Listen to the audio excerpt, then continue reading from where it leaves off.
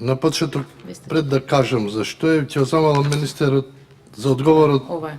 Сепак добро да размисли за тоа што се работи за 5000 жители кои живеат во фекали, од кои има некаде сигурно неколку стотини ученици кои одат на училиште, одат по фекали затоа што во Другово не е изградена примарната фекална канализација, секундарната е изградена.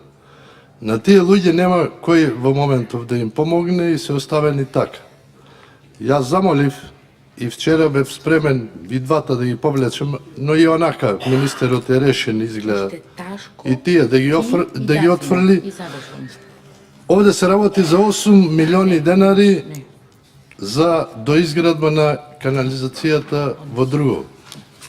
Министре, ќе ве замолам уште еднаш за да проверите ова, еве отфрлете го амандманот, но за да проверите кога одите за Охрид, само отворете го прозорот на колата.